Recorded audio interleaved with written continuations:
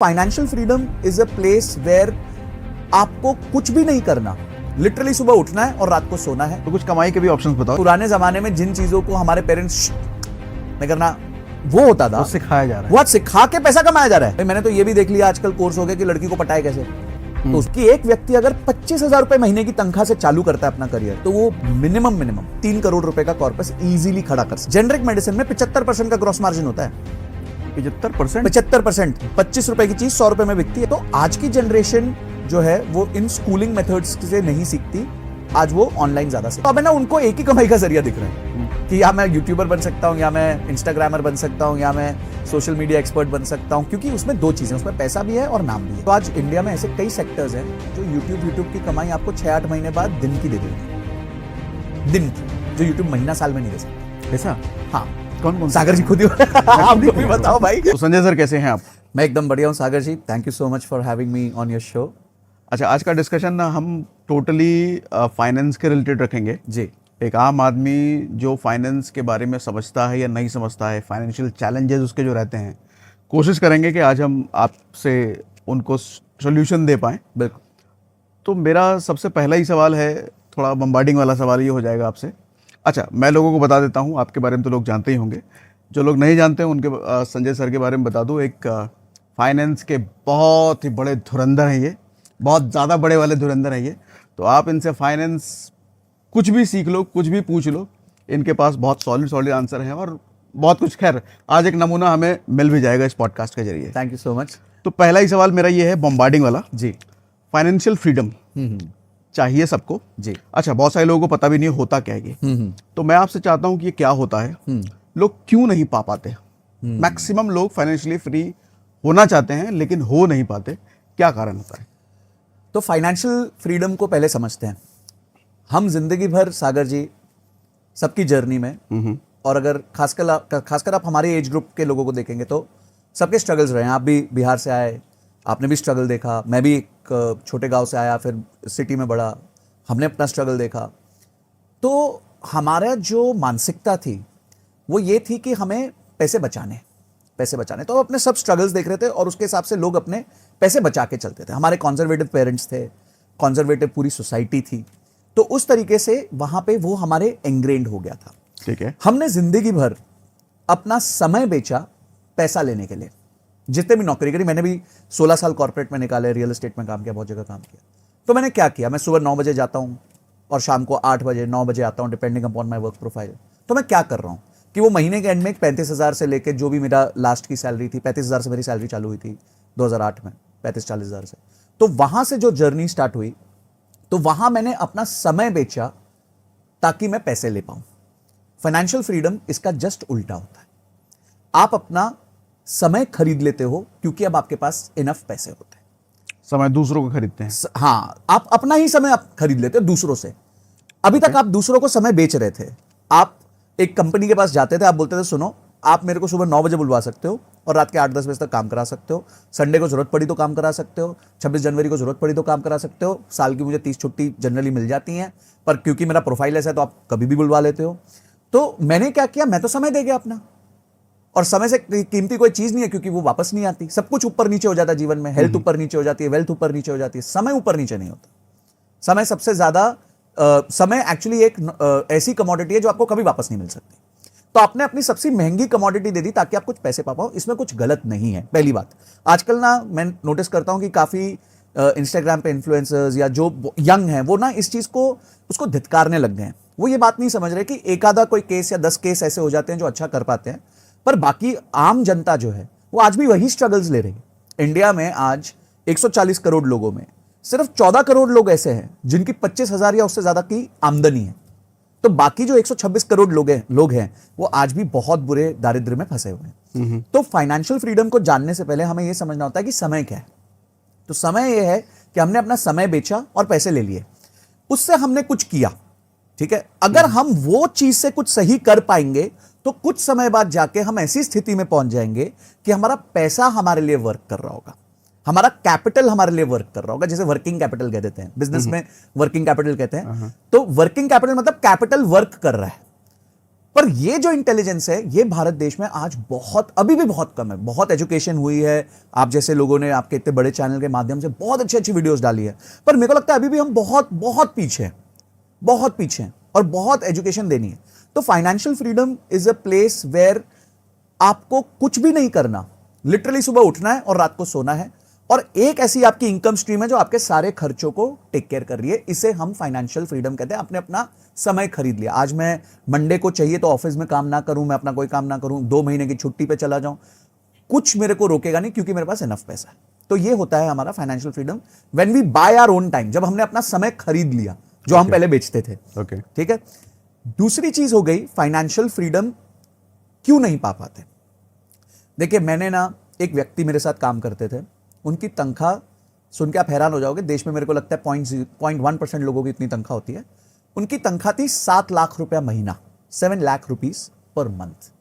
मैंने जैसे कहा कि इस देश में शायद 0.1% लोगों की, जो वर्किंग प्रोफेशनल्स है, पूरे देश की नहीं, वर्किंग प्रोफेशनल्स में 0.1% ऐसे लोग होंगे जिनकी तनख्वाह 7 लाख रुपए महीना होगी या उससे ज्यादा होगी। वो व्यक्ति की 20-22 तारीख को पैसे खत्म हो जाते थे और वो उधार पे जीता था। ओके। तो मैंने एक ऐसा व्यक्ति देखा जो 7 लाख रुपए महीना पाने के बाद भी सिर्फ 20-22 दिन निकाल पाता है, अगले 8-9 दिन नहीं निकाल पा रहा था बेचारा। और मैंने एक ऐसा व्यक्ति भी देखा जो 50,000 रुपए कमाता था, पर उसमें से भी 10 से 12,000 रुपए की इन्वेस्टमेंट कर देता था। तो savings and your financial journey, जो आपकी फाइनेंशियल इंडिपेंडेंस है, is not a factor of how much you earn. आप कितना कमाते हो उसका फैक्टर नहीं है, आप कमाए हुए पैसे से करते क्या हो, ये उसका फैक्टर है। आज लोगों को दुनिया को दिखाने के लिए उड़ी मारनी है ऊपर से, 50,000 रुपए जाके दुबई में दे देंगे, चलो अपन कूद लेते हैं एक बार, 25,000 की तनख्वाह होगी, 50,000 रुपए दे देंगे, तो कैसे करेंगे, EMI पे करेंगे। तो आपने वो पैसा जो निवेश होकर आपको आगे बढ़ा सकता था, उस पैसे को छोड़ दिया और उसकी जगह अपने पे एक लाइबिलिटी ले ली ताकि आप इंस्टाग्राम पे अच्छी फोटोज डाल सको। आप जिंदगी में कभी फाइनेंशियली इंडिपेंडेंट नहीं हो सकते, हो ही नहीं सकते। और फिर आप कर्ज करोगे, मैं फाइनेंशियली इंडिपेंडेंट नहीं हो पा रहा, मैं स्ट्रगल कर रहा हूं, मैं ये कर रहा हूं, मैं वो कर रहा हूं। तो ये जो प्रॉब्लम है कि लोग, income is not a factor of financial independence, only and only how you manage your income, ठीक है, is a factor of your financial independence. इसलिए कुछ लोग 50,000 से 75,000 की पैसिव इनकम के साथ भी फाइनेंशियली इंडिपेंडेंट हो जाते हैं, और कुछ लोग 2, 3, 4 लाख रुपए महीने की इनकम के साथ, पैसिव इनकम के साथ भी फाइनेंशियल इंडिपेंडेंट नहीं हो पाते। क्यों? क्योंकि उनको मैनेज ही नहीं करना आता अपना पैसा। तो हम फाइनेंशियली इंडिपेंडेंट, आपने जो बहुत हार्ड हिटिंग क्वेश्चन पूछा, जो फैक्चुअल क्वेश्चन पूछा, वो ये है कि हम क्यों नहीं फाइनेंशियल इंडिपेंडेंट हो पा रहे। क्योंकि हम लोगों को एक्चुअली ना खर्च करना आता है, ना हम लोगों को निवेश करना आता है। ये हमारे देश की सबसे बड़ी प्रॉब्लम है, जिसकी वजह से अधिकांश लोग फाइनेंशियली इंडिपेंडेंट नहीं हो पाते। मैं आपको प्रूफ के साथ जनरली बता सकता हूं। आज तो हम बैठे हुए हैं, कभी और कुछ बोर्ड पे करें या कुछ एक्सेल शीट्स पे करें, तो कि एक व्यक्ति अगर 25,000 रुपए महीने की तनख्वाह से चालू करता है अपना करियर, तो वो 20 साल की जर्नी में मिनिमम ठीक ठाक इन्वेस्टमेंट करे, सही से जिए, अच्छे से स्पेंड भी करे, सब कुछ करने के बावजूद भी 3 करोड़ रुपए का कॉर्पस इजीली खड़ा कर सकता है। 25,000 रुपए महीने की सैलरी वाला। हाँ, जो स्टार्ट करता है 25,000, फिर धीरे धीरे उसकी सैलरी भी बढ़ेगी, 10% बढ़ती है, सालाना सैलरी बढ़ने लग जाती है, फिर आदमी अपस्किल होता है तो और तनख्वाह बढ़ती है। अगर वो सारे लाइफ के अजम्पशंस को लिए जाए, जो मेरी लाइफ के अजम्पशंस थे, मैं कोई IIT से नहीं पढ़ा, मैं कोई IIM से नहीं पढ़ा, मैं कोई टॉप 1% कैंडिडेट नहीं था इस देश का, नॉर्मल इंजीनियरिंग करी, नॉर्मल MBA करी, पर आज मैं फाइनेंशियली इंडिपेंडेंट हो पाया क्योंकि मेरी स्पेंडिंग और इन्वेस्टिंग हैबिट्स ऐसी थी जिसने मुझे इस चीज के लिए सपोर्ट किया। तो एक 25,000 रुपए कमाने वाला व्यक्ति अगर सही जर्नी पकड़ ले, 20 साल की उम्र में वो स्टार्ट करता है, तो 40 साल की उम्र तक वो फाइनेंशियली इंडिपेंडेंट हो पाता है। और आप ही की एक वीडियो थी सागर जी, जो मेरे को मेरे किसी दोस्त ने भेजी थी, वो बहुत इंस्पायरिंग वीडियो थी, मैं बहुत लोगों को फॉरवर्ड करी। वो थी कि SWP मतलब मुफ्त की सैलरी, बिना नौकरी के सैलरी। हाँ, बिना नौकरी के सैलरी। हाँ, तो ये SWP जो है ना, ये सबसे अंडररेटेड पैसिव इनकम है इस देश की। अगर आज एक व्यक्ति, मजेदार आपको एक बात बताता हूं, अगर एक व्यक्ति 20,000 रुपए महीना एक SIP में डाले 20 साल के लिए, उसके बाद वो अगले 20 साल के लिए 2 लाख रुपए महीना उसी SIP में से निकाल सकते हैं। किस बात की कंप्लेंट है भाई? क्या क्या रोक रहा है आपको ये करने से? 20,000 रुपए नहीं डाल सकते? चलो आज आप 5,000 से स्टार्ट कर लो, धीरे धीरे रैंप अप करो, 7,000 ले जाओ, 10 ले जाओ, 12, 15, 18, 22, 25, 30 ले जाओ। मैंने भी ऐसे स्टार्ट किया था। तो आप अगर 20,000 रुपए महीने 20 साल डालते हो, तो तो उसके बाद 2 लाख रुपए महीने 20 साल निकाल सकते हो यार। अगले 20 साल। अगले 20 साल हर महीने, साल का नहीं बोल रहा मैं। यानी कि आपने डाला 48 लाख, आप निकालोगे 4 crore 80 lakh. This is the power of compounding. और उसके बाद भी कॉर्पस बचा रहेगा। और उसके बाद भी उम्मीद है कि कॉर्पस थोड़ा सा बचा रहेगा। अगर उसने 1.5 लाख निकाला तो डेफिनेटली कॉर्पस बचा रहेगा, 5-6 करोड़ रुपए का कॉर्पस हो जाएगा उसका। मतलब आप सोचो, वो पावर है कंपाउंडिंग की जो लोग नहीं, उनको चाहिए कल पैसा बन जाए, परसों पैसा बन जाए, आज मैं ऊपर से कूद जाऊं, लोगों को फोटो दिखा दूं। अरे 4 लाइक्स 10 लाइक कितने, अगर एक फोटो पे आपके 100 लाइक आ गए और आपने 50,000 रुपए डाल दिए तो यार आपको तो 500 रुपए की 1 लाइक पड़ी यार। 500 रुपए 1 लाख, यस। हाँ। तो अगर तो लोग है ना यूनिट लेवल पे नहीं जाएंगे, ये सब चीजें नहीं देखेंगे, तो कैसे फाइनेंशियली इंडिपेंडेंट। और 500 रुपए 1 लाख तो पड़ी, लेकिन बदले में मिला कुछ भी और नहीं। मिला कुछ भी नहीं कि भाई कोई काम दे देता आके उसके चक्कर में, या तुम्हारे को अच्छा अगली बार दुबई टूरिज्म बोलता कि अगली बार उड़ी मारोगे तो हम तुमको 50,000 रुपए हम अपनी जेब से देंगे। तो यू नो ये सब चीजें लोगों को देखनी पड़ेंगी कि आप अपना घर संवारो, आप अपने आप को ठीक करो, हाँ शौक पूरे करो, शौक पूरे करने के मेजर्स रखो, वो उनके देखिए हर चीज का जो रूल बना देगा।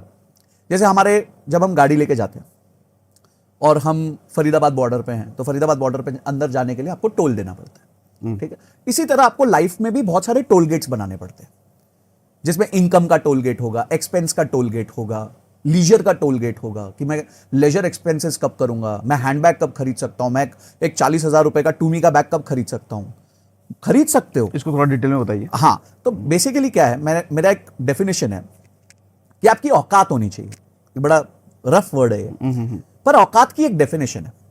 औकात की डेफिनेशन ये है कि अगर मैं एक आज टूमी का बैग लेने जाता हूं, टूमी एक बहुत हाई ब्रांड अच्छा बैग है, मिनिमम हल्का सा भी बैग उसका 50-60 हजार रुपए का आता है, मेरे को लेना है जी, मेरे जीवन में मेरे को चाहिए था, तो 50-60 हजार रुपए का अगर मुझे बैग लेना है तो औकात का मतलब यह है क्या मैं ये बैग बिना मेरे को प्रॉब्लम हुए 2 बार ले सकता हूं। ओके। अगर तो मैं ये 2 बार ले सकता हूं तो मेरी आज औकात है इस बैग को लेने की, मुझे मेरा कोई इसमें नुकसान नहीं होगा, कोई ऐसा नहीं होगा कि मेरे पे ईएमआई चढ़ जाएगी, कोई ऐसा नहीं होगा कि आगे का मेरा रनवे खत्म हो जाएगा, कोई ऐसी चीज नहीं होगी जिससे मैं हिल जाऊंगा। तो अगर मैं नहीं हिलता तो मैं डेफिनेटली अगर मैं 2 बार उस बैग को खरीद सकता हूं तो मैं 1 बार तो खरीद ही लूंगा। तो पहला ये डेफिनेशन है औकात का। दूसरा है, अगर आपको रियली कुछ बिल्ड करना है तो आप रूल ये बना लो, कोई भी लीजरली एक्सपेंस में करूंगा वो मैं पैसिव इनकम से करूंगा, एक्टिव से नहीं करूंगा। अगर मैं नौकरी करके पैसे कमा रहा हूं, अगर मैं पैसे कमाने के लिए अपना समय बेच रहा हूं, एफर्ट डाल रहा हूं, कभी बीमार हो जाता हूं, कभी दोस्तों के साथ नहीं जा पाता, कभी माँ बाप के साथ समय नहीं खर्च कर पाता, तो मैं क्यों उस पैसे को ऐसी जगहों पर डालूं जहां कोई आउटपुट नहीं है। तो उस पैसे को ऐसी जगह डालो जहां आउटपुट है, और उस आउटपुट से आप जो है वो लग्जरी खरीदो। पैसिव इनकम ना लोग बोलते हैं टाइम लगेगा बनने में, सागर जी बहुत टाइम नहीं, बकवास है। तो आपको सबसे बड़ी बात यही। हाँ, अरे भाई 500 रुपए की अगर आपकी पैसिव इनकम होती है, 500 रुपए की मैं कह रहा हूं, तो आपका नेटफ्लिक्स फ्री हो गया। ऐसे देखो, आपने अगर 2,000 रुपए की पैसिव इनकम करी तो आपकी चाय फ्री हो गई। अगर आप 5-7 हजार रुपए का 10,000 रुपए की पैसिव इनकम पे आ गए तो आपका राशन फ्री हो गया। तो लाइफ के कुछ छोटी छोटी चीजों को आप अपने पैसिव इनकम से नॉक ऑफ कर सकते हो कि इंटरनेट का बिल हो गया। क्या तरीके हो सकते हैं पैसिव इनकम बनाने के? देखिए, पैसिव इनकम बनाने के बहुत सारे तरीके हैं। तो जैसे एक बोला मैंने कि एक सिस्टमैटिक विड्रॉल प्लान एक बहुत अंडररेटेड तरीका है, लोगों को इसकी अभी समझ नहीं है। आपकी वो वीडियो देखेंगे तो बहुत अच्छे से, मेरे को लगता है कि आपको आई बटन पे डाल देनी चाहिए वो वीडियो, डेफिनेटली डल जाएगा। वो वीडियो मेरे को लगता है बहुत इंस्पायरिंग थी, क्योंकि उस तरह में बताया गया था कि वो कॉर्पस से आप कैसे जिंदगी भर पैसा खींचते रह सकते हो और वो कॉर्पस बढ़ता रहेगा। हाँ। तो पहली चीज तो ये हो गई। दूसरी चीज पैसिव इनकम की होगी, आजकल ना बड़े इंटरेस्टिंग फाइनेंशियल प्रोडक्ट्स आ गए। पहले क्या होता था, आपके पास फाइनेंशियल इन्वेस्टमेंट के लिए एकमात्र एफडी होती थी। अच्छा, एफडी में स्टेट बैंक ऑफ इंडिया थोड़ा कम रेट दे देगा, कोई प्राइवेट बैंक ज्यादा दे देगा, को थोड़ा बोड़ा चलता रहता था। ठीक है, अब क्या ही चलेगा, कोई 6.5 दे रहा है, कोई 7.5 दे रहा है, तो कोई ऐसा जमीन आसमान का फर्क नहीं है। पर आज आपके पास अपॉर्चुनिटी है बॉन्ड्स में इन्वेस्ट करने की। बहुत सारे प्लेटफॉर्म्स आ गए हैं, मैं कुछ नाम ले देता हूं, जैसे विंट वेल्थ है, जैसे ग्रिप इन्वेस्ट है, जिराफ है, उसके बाद आपका पावर अप है, उसके बाद पर एनम है। ये सारे ऐसे प्लेटफॉर्म्स आ गए हैं जहां पे आज छोटी मिड साइज कंपनीज, थोड़े लार्ज साइज कंपनीज के बॉन्ड्स इशू होते हैं। ये बॉन्ड्स को थोड़ा एक्सप्लेन कीजिए। मैं एक्सप्लेन करता हूं, बड़े सिंपल एग्जांपल से एक्सप्लेन करता हूं। एक कंपनी है ब्लू स्मार्ट, मोबिलिटी की कंपनी, आज आपने भी देखी होगी, दिल्ली एनसीआर में प्रिवेल करती है। बड़ी अच्छी वो व्हीकल्स, उबर है बेसिकली, उबर ही है, पर सिर्फ ग्रीन व्हीकल्स है, मतलब उसमें इलेक्ट्रिकल व्हीकल्स। तो जब उनको कंपनी बनानी थी तो उनको बहुत सारे व्हीकल्स चाहिए थे। अब व्हीकल्स मतलब बड़ा केपेक्स, बहुत ज्यादा पैसा लगेगा, एक एक व्हीकल 8-10 लाख रुपए का आएगा। तो उन्होंने क्या किया, उन्होंने बोला कि भाई देखो हम क्या करते हैं, हम है ना जनता के पास जाते हैं, हम जनता के पास जाते हैं, हम बोलते हैं भाई सागर जी आपके पास 10 लाख रुपए हैं, हाँ जी मेरे पास 10 लाख रुपए हैं, तो आप एक काम करो जी, एक गाड़ी हमारे को खरीद के दे दो आप, हम उस 10 लाख रुपए पे आपको 15% का IRR देंगे। IRR का मतलब कैसे होता है कि जैसे होम लोन का किश्त होती है, अब आपने जो उनको गाड़ी लेके दी, वो 10 लाख रुपए उनके ऊपर होम लोन हो गया, एक तरीके से कार लोन हो गया, जो भी कह दो, और वो अगले 3 से 4 साल में आपको 15% का लगा के रिड्यूसिंग बैलेंस के हिसाब से एक EMI दे देंगे। तो अब आप उनके बैंक बन गए। जो बैंक काम करता है, जो बैंक एक होम लोन देता है और उसको 20 साल तक किश्तें आती हैं, अब क्या हुआ, सागर जी ने 10 लाख रुपए दिए और सागर जी को अब वो साल का 15% रिड्यूसिंग बैलेंस के हिसाब से एक EMI का शेड्यूल बांध देंगे और 36 महीने, 48 महीने, 60 महीने में आपके पूरे पैसे वापस हो जाएंगे। तो यानी कि जो पैसा 10 लाख आप FD में रखते थे और उस FD में आप 6.5-7% कमाते थे, अब 15% अब वो 14 से 15% उसको देने लगे। इसी तरीके से उन्होंने बहुत अपना एक्सपेंशन किया। आज भी मुझे लगता है वो प्लेटफॉर्म शायद ग्रिप इन्वेस्ट था, तो ग्रिप इन्वेस्ट के माध्यम से, क्योंकि उनके पास तो जनता है नहीं, तो ग्रिप इन्वेस्ट बीच में आ जाता था और वो ब्लू स्मार्ट को बोलता था सुनो भाई मेरे पास बहुत जनता है, मेरे पास सागर जी भी हैं, संजय जी भी हैं और बहुत सारे ऐसे लोग हैं जो 1 लाख, 2 लाख, 5 लाख, 25,000, 10 लाख, 20 लाख डाल सकते हैं, ठीक है। मैं इन सबको इकट्ठा करता हूं आपके लिए और आपको गाड़ियां भर भर के लाके देता हूं, आपका काम है उन गाड़ियों को चलाना, रोटेट करना। तो उसको क्या हुआ, उसको कैपिटल मिल गया, उसको गाड़ी मिल गई और उसको गाड़ी मिल गई 4-5 साल के उस पे इंटरेस्ट पे, तो वो आराम से, अच्छा अगर वो बैंक के पास जाता, बैंक उसको देता ही नहीं क्योंकि उसकी क्रेडिबिलिटी अभी एस्टैब्लिश नहीं हुई थी, उस कंपनी की एक्सट्रीम क्रेडिबिलिटी एस्टैब्लिश नहीं। तो आपने भी रिस्क लिया, मैंने भी रिस्क लिया, पर रिस्क की जगह मुझे 7 की जगह 15 तो मिला। तो वो मेरे को लगता है कि एक नया दौर आ रहा है भारत में और अब ऐसे बहुत प्रोडक्ट आ रहे हैं। और ऐसे प्रोडक्ट को ढूंढने के लिए, एक्सप्लोर करने के लिए आम आदमी कहाँ जाए, कौन सी वेबसाइट? तो मैं आपको बताता हूं, जैसे प्लेटफॉर्म्स है, बहुत सारे प्लेटफॉर्म्स है, मैं कुछ नाम लूंगा वंस अगेन। जैसे जिराफ करके एक प्लेटफॉर्म है, जिराफ के बाद आपका पर एनम करके एक प्लेटफॉर्म है, एक प्लेटफॉर्म है विंड वेल्थ करके एक प्लेटफॉर्म है, एक पावर अप करके प्लेटफॉर्म है, एक उसके बाद ग्रिप इन्वेस्ट करके प्लेटफॉर्म। तो इन पे ऐसे प्रोडक्ट्स बिल्कुल मिल जाएंगे और उसमें उनके रिस्क लिखे होते हैं, कंपनी का प्रोफाइल लिखा होता है, रेटिंग की होती है, सब कुछ होता है, आपको पूरी इंफॉर्मेशन दिखाते हैं वो।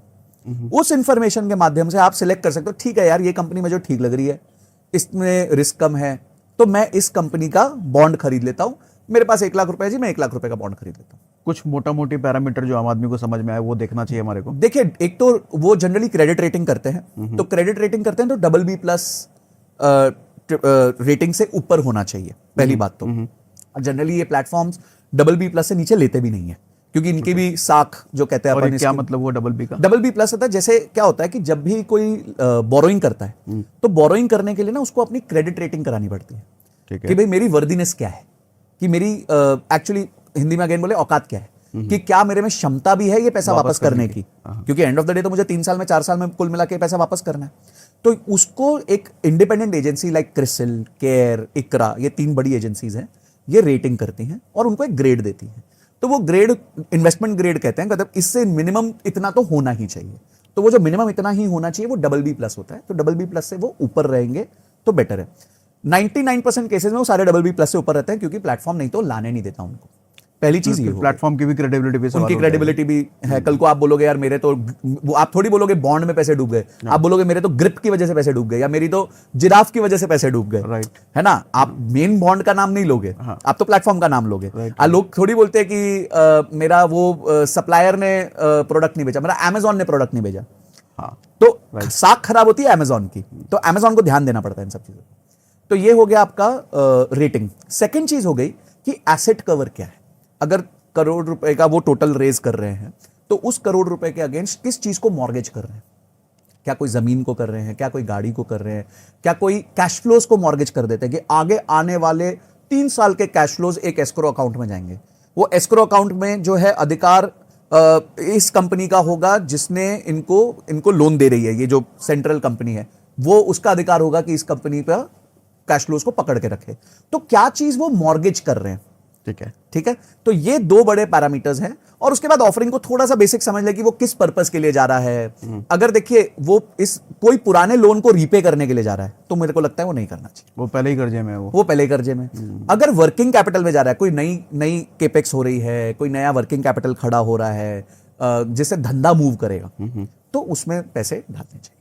तो ये सारी चीजें, ये 2-3 बेसिक चीजें भी अगर इंसान देख ले, और ये सारे प्लेटफॉर्म्स इतने अच्छे हो गए कि ये ठीक से प्रेजेंट कर देते हैं, ओके तो उससे आपको एक अच्छा नो हाउ मिल जाता है कि कैसे इन्वेस्ट करना चाहिए। ओके, इसके अलावा कुछ अच्छे अच्छे इन्वेस्टमेंट ऑप्शन बताओ सर। देखिए, इन्वेस्टमेंट ऑप्शंस एक तो ये हो गया। दूसरा जो इन्वेस्टमेंट ऑप्शन अभी पीछे बहुत अंडररेटेड था पर बहुत अच्छा परफॉर्म किया, वो था सॉवरेन गोल्ड बॉन्ड। ठीक है, तो सॉवरेन गोल्ड बॉन्ड जो 8 साल की अवधि का सबसे पहले रिलीज हुआ था, थोड़ा इसके बारे में भी खुल के बताइए। तो सॉवरेन गोल्ड बॉन्ड एक बहुत अच्छा विकल्प निकल के आया था।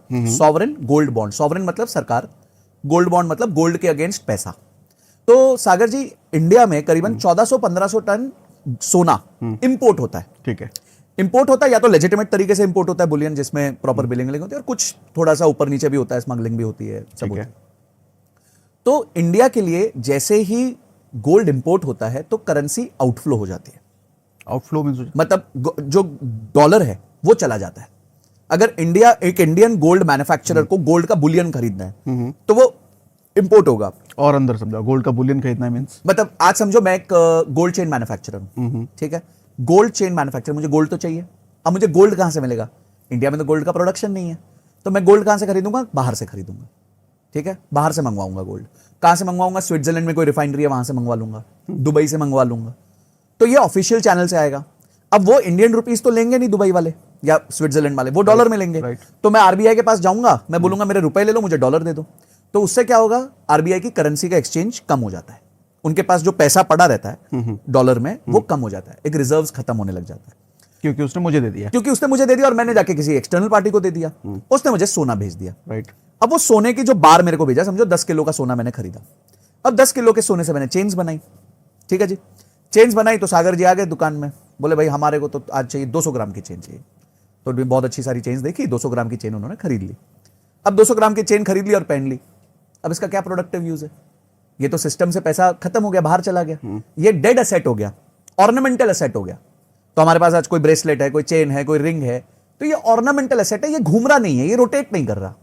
तो ना ये सरकार को टैक्स दे रहा है, एक ही बार टैक्स दे रहा है, एक ही बार इंपोर्ट ड्यूटी दे दी, टैक्स दे दिया। अब वो गोल्ड चेन पड़ी है, मेरे घर पे पड़ी है, मेरी माता पिता के टाइम पे, दादा दादी के टाइम से गोल्ड जो पड़ा है वो पड़ा हुआ है, तो वो इनमोबिलाइज्ड गोल्ड था, इनमोबिलाइज्ड गोल्ड था। ऐसा भारत में करीबन 25,000 टन, 25,000 केजीज का गोल्ड इंडिया में आज हाउस होल्ड गोल्ड है, जो घरों में जो दुनिया में सबसे ज्यादा है।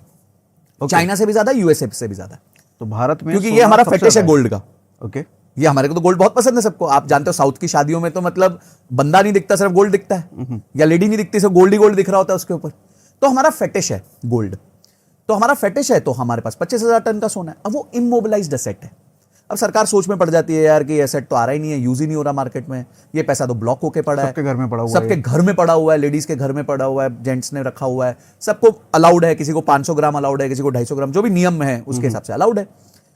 तो अब प्रॉब्लम क्या है कि इसको मोबिलाइज कैसे करें? तो सरकार एक स्कीम लेके आई जिसे कहते हैं सॉवरेन गोल्ड बॉन्ड। तो सरकार ने बोला कि भाइयों आपके पास गोल्ड पड़ा है ना, वो गोल्ड के अगेंस्ट आप गोल्ड बॉन्ड खरीद लो, ठीक है, आप हमारे पास आओ, आप हमारे पास 100 ग्राम की चेन जमा कर दो और हम आपको एक सॉवरेन गोल्ड बॉन्ड दे देंगे। आप हमारे पास आओ मींस सरकार के पास? हाँ, सरकार के एजेंसीज के पास जाओ और उनसे गोल्ड बॉन्ड खरीद लो, ठीक है, उनको आपने अपना गोल्ड सोना के दे अगेंस्ट दो। गोल्ड बॉन्ड खरीद लो, उनको अपना सोना दे दो और हाँ, उसके वो बदले एक में बॉन्ड, दे एक पेपर दे देंगे आपको। ठीक है। अब वो पेपर देंगे तो गोल्ड अब यूटिलाइज हो जाएगा, पैसा मार्केट में आ गया। आपको क्या देंगे वो अब उसके एवज में? आपने अपनी चीज रख दी जी, तो वो कहते हैं हम आपको साल में करीबन 3% का ब्याज देंगे और 8 साल का लॉक इन है।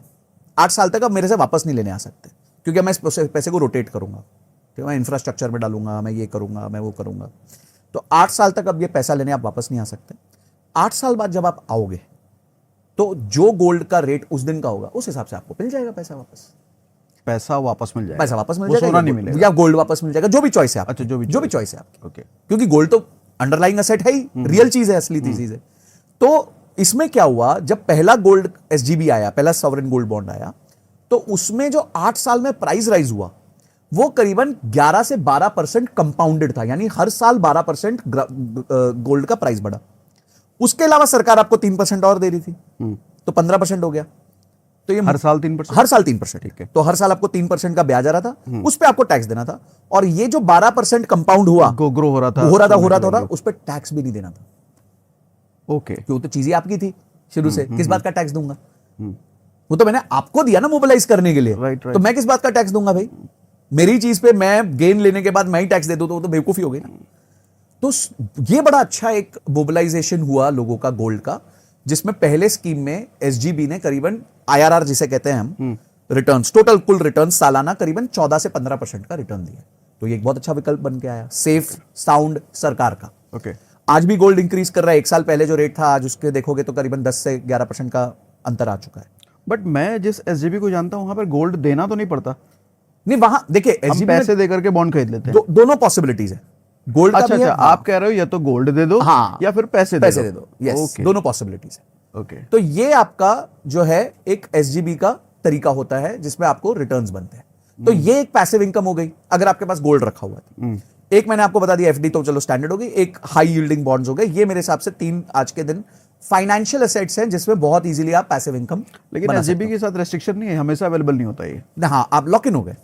इट्स अ नहीं, हमेशा अवेलेबल नहीं होता बाय करने के हाँ, लिए। बाय करने के लिए भी अवेलेबल नहीं होता। और साल में शायद 4 या 5 बार आता है। यस, हाँ 4 बार आता है, 3 से 4 बार आता है।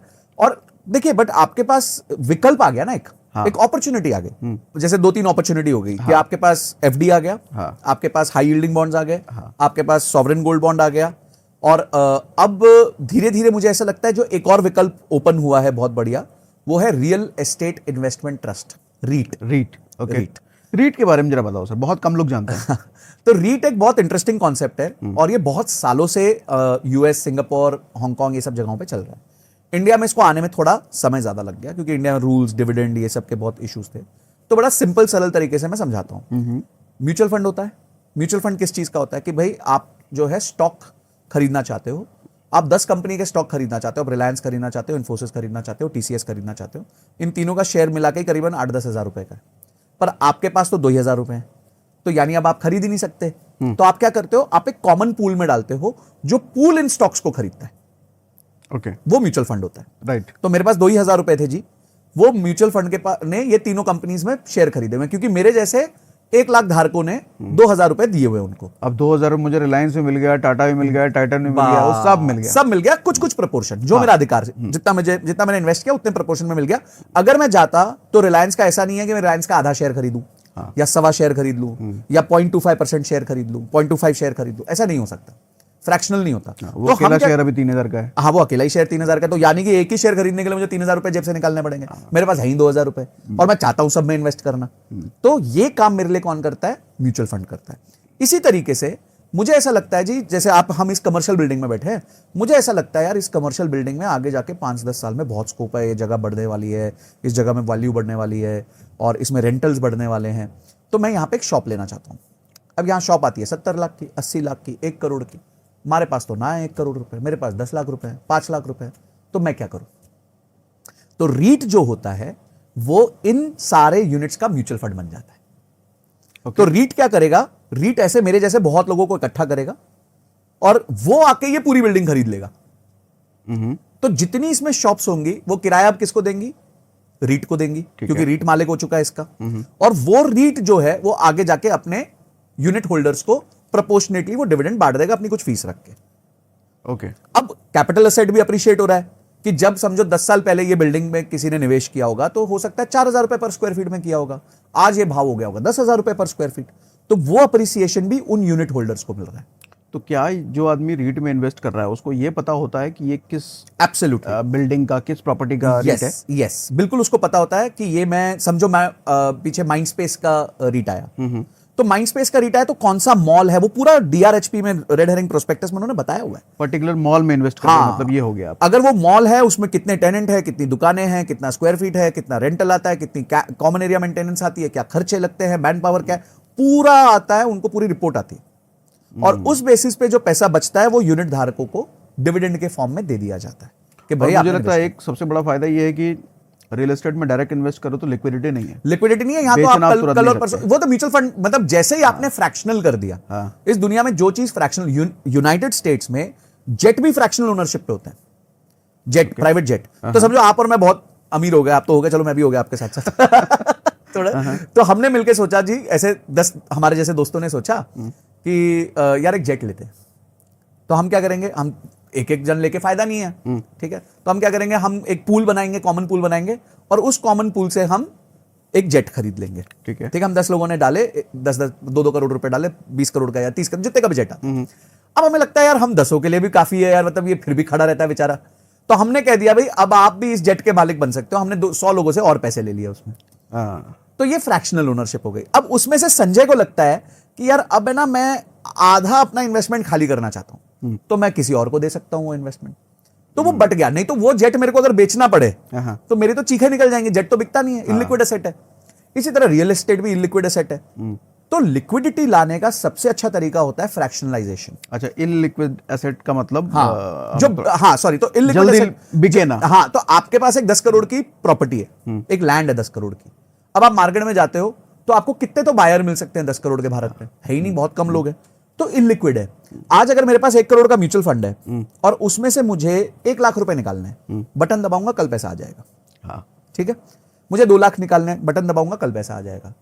अगर आपको अपने अपार्टमेंट है 1 करोड़ रुपए का, उसमें से उसके पे करना है, तो ऐसा तो है नहीं कि आप अपना बाथरूम बेच दोगे, ऐसा तो है नहीं कि आप अपना बेडरूम बेच दोगे, वो तो पॉसिबल ही नहीं है। नहीं। फिर आप क्या करोगे? लोन अगेंस्ट प्रॉपर्टी लोगे। हाँ, तो आपके सर पे उधार आ गया। राइट। आप ही की चीज पे आपको उधार लेना पड़ रहा है ताकि आप उसमें से पैसा निकाल सको। ये कहां का न्याय है? तो जो भी ऐसे एसेट्स होते हैं, बड़े एसेट्स होते हैं, वो इलिक्विड होते हैं। यानी वो लिक्विड नहीं होते, वो मूव नहीं करते, उनकी मूव नहीं होती, ट्रांसफर नहीं होता। इसलिए मैं एक बार किसी से बात कर रहा था तो बड़ी अच्छी बात हुई कि अगर हमारे भारत के सारे घरों को एक स्टॉक एक्सचेंज पे लिस्ट कर दिया जाए तो उन पे रोज लोअर सर्किट लगेगा, क्योंकि कोई बायर ही नहीं होगा। हाँ, कोई शेयर का जब बायर नहीं होता और सेलर होता है तो लोअर सर्किट लगने लग जाता है। तो अगर हमारे देश के सारे घरों को और ये सब जगहों को हम डाल दें एक पोर्टल पे, एक स्टॉक एक्सचेंज, जैसे बॉम्बे स्टॉक एक्सचेंज है वैसे एक हाउसिंग स्टॉक एक्सचेंज आ जाए, तो घरों के प्राइस रोज गिरने लग जाएंगे। क्यों? क्योंकि लिक्विडिटी नहीं है भारत में उतनी ज्यादा। कुछ ही वर्ग है जो वो घरों को खरीद सकता है, बहुत कम सेट ऑफ लोग हैं। रीट के बारे में थोड़ा सा कुछ और बताइए संजय सर, कि मान लो किसी बिल्डिंग का है, मान लो ये गैलेक्सी बिल्डिंग है, गैलेक्सी बिल्डिंग का रीट पे किसी ने इन्वेस्ट कर दिया। अब ये गैलेक्सी बिल्डिंग जो है खंडर होता जा रहा है, मान लो इसकी दुकानें खराब हो रही हैं, कोई ले ही नहीं रहा, तो इसका जो वैल्यू खराब होगा वो इसके रीट में भी दिखेगा। बिल्कुल दिखेगा। ये वही बात है, जैसे आपने रिलायंस का शेयर खरीदा और उसका अगले साल का परफॉर्मेंस खराब हुआ तो आपका 3,000 रुपए का शेयर 2,000 रुपए का हो जाएगा, ओके, या 2,500 का हो जाएगा। क्यों? क्योंकि उसने परफॉर्मेंस नहीं करी। ये एसेट है। अच्छा, क्या होता है जनरली रीट में वैसे एसेट्स आते हैं जो 80% 90% लीज हो चुके होते हैं। अच्छा, 80% 90% लीज हो चुके होते हैं, तो उनमें सक्सेस आ चुकी होती है। आज अगर इस जगह पे समझो 3 लाख स्क्वायर फीट है, ठीक है, 20 फ्लोर है और 3 लाख स्क्वायर फीट है, 15,000 पर फ्लोर है, तो हमें पता है कि 3 लाख में से समझो 2.5 लाख स्क्वायर फीट तो लीज हो चुका है। अब आप छोटे किसी को ओनरशिप दे ही नहीं सकते, क्योंकि रीट के पास पूरा मालकाना हक है। तो रीट ऐसे टुकड़े करके नहीं बेचता कभी भी। रीट टुकड़े करके बेचेगा अपने यूनिट होल्डर को। पर सागर जी पहुंच के बोले यार मेरे को 2 दुकानें दे दो 1-1 करोड़ की, वो उनको नहीं देगा। वो बोलेगा आप एक काम करो, रीट में 2 करोड़ डाल दो। अब रीट में 2 करोड़ डाल दो, वो कोई प्रॉब्लम नहीं, पर मैं आपको दुकान नहीं दूंगा, ईयर मार्क दुकान नहीं दूंगा। ओके, ठीक वो है। दुकान फिर किसको देंगे? वो दुकान तो उन्हीं की हो गई, उसका भाड़ा वो यूनिट होल्डर को देंगे। अच्छा, जो यूनिट होल्डर है फिर तो ऐसे फिजिकल रियल एस्टेट से ज्यादा अच्छा हो गया ये। एब्सोल्युटली, बिकॉज ये लिक्विड हो गया। अब 2 लाख रुपए में मैं इस जगह का मालिक बन सकता हूं, सिर्फ 2 लाख रुपए देके। अब मैं असली मैजिक आपको बताता हूं इसमें।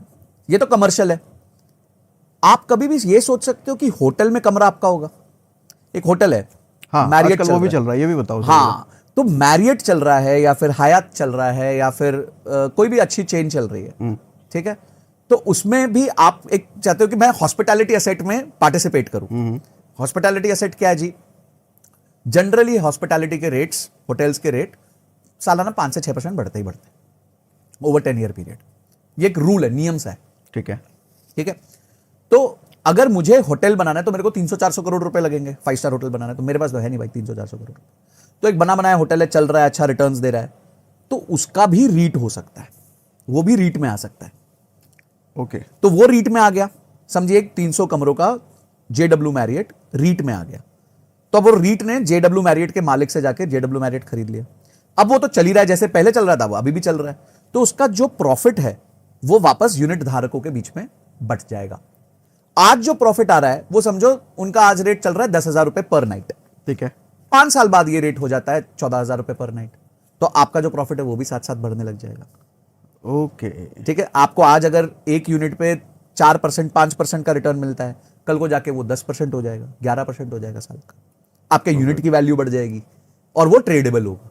तो तीन बड़े फायदे हो जाते हैं कि एक तो आप छोटा फ्रैक्शनल ओनरशिप कर सकते हो, आप उस असेट में पार्टिसिपेट कर सकते हो। नहीं तो हॉस्पिटैलिटी असेट में तो इंडिया में पार्टिसिपेट ही कोई नहीं कर सकता। मतलब थोड़े पैसे दे करके एक 5 स्टार होटल के मालिक बन गए। मालिक बन गए आप बोल सकते हो भाई मेरा है कुछ वहां पे छोटा सा शेयर। आज मैं रिलायंस का अगर शेयर होल्डर हूं तो है भाई। हाँ, मैं जा सकता हूँ एजीएम में हाथ खड़ा करके मुकेश अंबानी से सवाल तो पूछ ही सकता हूँ कि सर मुझे ऐसा लगता है आप ठीक से कंपनी नहीं चला रहे, आपको रिजाइन कर देना चाहिए। बोल सकते हैं। बोल तो सकता हूं क्योंकि मैं शेयर धारक हूं। ठीक है, वो मानेंगे नहीं, वो सब ठीक है, अलग बात है।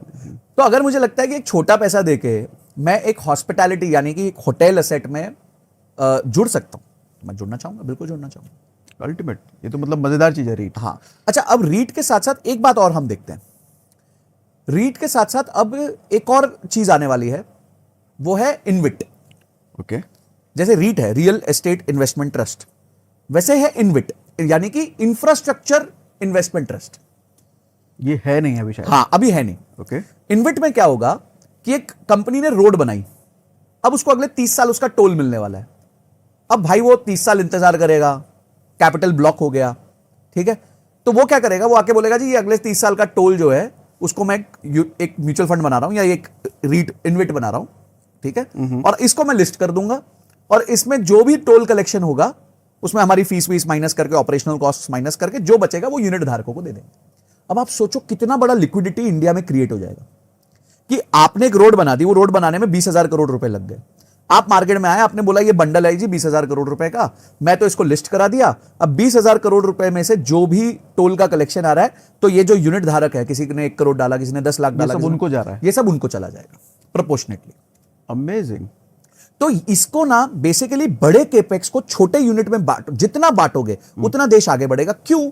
क्योंकि छोटे छोटे पैसे लगाने वाले बहुत हैं इस देश में।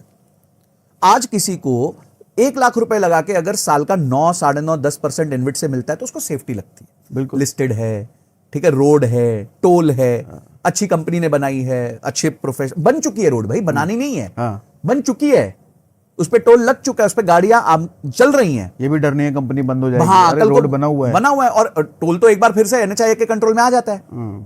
तो पॉइंट ये है कि ये जो चीजें हैं ना, ये नया सेट ऑफ इंडिया लेके आने वाली हैं। ये लिक्विडिटी इतनी ज्यादा ले आएंगी इंडिया में, इतनी ज्यादा ले आएंगी कि ग्रोथ ट्रेमेंडस होगी। एक छोटा यूनिट धारक 20,000 रुपए लगा के साल का 2,000 रुपए का टोल कलेक्ट करेगा। अब आप ऐसे तो कर नहीं सकते कि एक टोल प्लाजा पे चले गए और किसी को मारा चमाटर, चल 2,000 रुपए आज मैं लेके जाऊंगा यहां से। अब आप 2,000 रुपए की टोल कलेक्शन, आपको लगता है जी दिल्ली जो जयपुर एक्सप्रेस वे बना है वो तो जम के चलेगा, sorry Delhi Bombay express way जो बना है वो जम के चलेगा, तो उसकी मेरे को रिटर्न्स चाहिए, क्योंकि आज उसकी रिटर्न्स हो सकता है साल की 100 करोड़ हो टोल की, पर मेरे को पता है 5 साल बाद ये 1,000 करोड़ हो जाएंगे, तो मेरे को उस पर पार्टिसिपेट। और ऐसा सरकार क्यों कर रही है? उनको क्या फायदा? लिक्विडिटी, उनको कोई परवाह नहीं है ना, उनको तो नई रोड बनानी है, लोगों से पैसा आ जाएगा, उनके पास पैसा कॉर्पस इकट्ठा हो गया, अब अगली रोड बनाओ, अब अगली रोड बनाओ, अब अगली रोड बनाओ, अब अगली रोड बनाओ। फ्रैक्शनलाइजेशन, जितना फ्रैक्शनलाइज करेंगे, कितने टुकड़े कर देंगे, छोटा कर देंगे केपेक्स को, उतना देश बहुत तेजी से तो आगे क्या इससे ऐसा नहीं होगा कि जितने ज्यादा लोग उस रोड वाले इंफ्रा में चले गए, लोगों को उतना जो टोल का पैसा आना था वो कम होता चला जाएगा क्योंकि लोग ज्यादा घुस गए उसमें? तो यूनिट देखिए, यूनिट्स तो सेम है। अगर 100 यूनिट है उस रोड के, तो 100 यूनिट धारक होंगे। अच्छा, यूनिट फिक्स है? यूनिट फिक्स्ड है ना, उनके यूनिट फिक्स्ड है, उसके नए यूनिट नहीं बन सकते जब तक नई रोड नहीं ऐड कर दो। राइट राइट, मतलब 100 यूनिट है तो 100 अगर 10,000 समझो 1,000 किलोमीटर की रोड है और उसके 2,000 यूनिट है या 1,000 यूनिट है, तो वो 1,000 ही रहेंगे।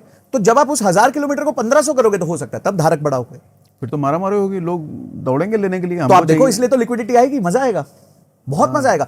आप देखो आज सारे जितने भी ये रीट्वीट आते हैं सब 4 गुना, 5 गुना, 10 गुना ओवर सब्सक्राइब हो जाते हैं। क्यों हो जाते हैं? क्योंकि लोगों को भूख है, लोग पक गए हैं ये एफडी से, कि सिर्फ एफडी कर लो, एफडी कर लो, एफडी कर लो, पक गए हैं उससे। उनको नया कुछ चाहिए। लोगों को ना वैनिटी, नॉवेल्टी, 2 चीजें चाहिए होती है। क्या मतलब इसका? वैनिटी मतलब अहंकार और नॉवेल्टी मतलब कुछ नया। आप देखो शिमला में, ये सब मनाली में क्या होता है, एक छोटा सा बिल्डर आता है, छोटा प्लॉट लेता है 20,000 स्क्वायर फीट का, उसमें 40 घर खड़े कर देता है, 500 स्क्वायर फीट स्टूडियो, ठीक है, और वो आके दिल्ली में मार्केटिंग करता है कि भाई साहब एक काम करो, शिमला की वादियां देखो, हिल टॉप देखो, ये देखो, एमिनिटीज, जकूजी पकूजी टकूजी कुछ ना कुछ डाल देगा और बोलेगा जी आप भी एक घर यहाँ पे ओन कर सकते हो, साल में 14 दिन यहाँ पे आके रह भी सकते हो, बचे हुए दिन इसको मैं किराए पे चढ़ा दूंगा और आपने जितना निवेश किया होगा उस पर आपको 5-6% रिटर्न भी बन जाएगा। अब 5-6 रिटर्न कोई बहुत अमेजिंग रिटर्न नहीं है, पर क्यों लेते हैं लोग? भाई प्रॉपर्टी हो गई, प्रॉपर्टी हो गई, वैनिटी, नॉवेल्टी हो गई। नॉवेल्टी क्या हो गई कि शिमला में मेरे पास ऐसा असेट है, अच्छा भाई 14 दिन मेरे पास है, 14 दिन में जाऊंगा नहीं तो मैं बोलूंगा सागर जी अच्छा शिमला जा रहे हो तो मेरे घर रहो ना। तो सागर जी भी खुश हो गए, ऑब्लाइज हो गए, भौकाल बन गया, तो भौकाल बन गए। तो ये भी एक इस एसेट की कैटेगरी को कहते हैं sale and lease back. Builder sale कर देता है कस्टमर को और उसको लीज बैक कर देता है कि भाई मैं तेरे को बेच तो दिया पर तेरे को मैं 14 दिन ही अलाउ करूंगा इधर रहने के लिए, बाकी दिन मैं इसको चलाऊंगा, अच्छे से चलाऊंगा, एक होटल की तरह चलाऊंगा। बट ये तो आई बाद थिंक अनरेगुलर, कंप्लीटली अनरेगुलेटेड है, रिस्की है, वो सब प्रॉब्लम्स हैं इसके जो भी हैं वो उसके सारे प्रॉब्लम। बट ये जो रीट की बात कर रहे हैं तो रेगुलर रीट तो प्रॉपर्ली रेगुलेटेड, उसमें एक पूरा वो फॉर्म होता है, क्या कहते हैं, ट्रस्ट फॉर्म होता है, उसके पूरे रूल्स होते हैं, रेगुलेशंस होते हैं, डीआरएचपी जाता है, सेबी में जाता है, बॉम्बे स्टॉक एक्सचेंज में जाता है, उसके बाद लिस्टिंग होती है। तो प्रॉपर एक आईपीओ है, जितनी शनाख्त एक आईपीओ के टाइम होती है उतनी शनाख्त एक रीट के टाइम होती है। तो सही रीट कैसे चुना जाए?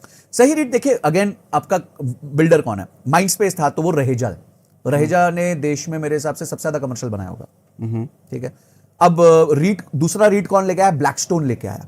ब्लैकस्टोन कौन है? एक प्राइवेट इक्विटी फंड है जिसने लाखों स्क्वायर फीट पहले खरीद लिया बिल्डर से, उसने बिल्डर से खरीद लिया और वो अब रीट पे लेके आ रहा है क्योंकि अब उसको मोनेटाइजेशन चाहिए। उसने 100 रुपए में खरीदा था, अब उसको 200 में बेचना है, क्योंकि उसने बिल्डर से तब खरीदा था जब वो अंडर कंस्ट्रक्शन था। तो उसने सारा रिस्क लिया, बिल्डर को सपोर्ट किया, फिर वहां पे अमेजॉन आ गया, फ्लिपकार्ट आ गया, वहां पे ये सारे बड़े बड़े टेनेंट्स आ गए, बिल्डिंग में रौनक हो गई, चकाचौंध हो गई, नीचे कमर्शियल हो गया, नीचे रिटेल हो गया, वहां पे रेंटल ज्यादा आने लग गया।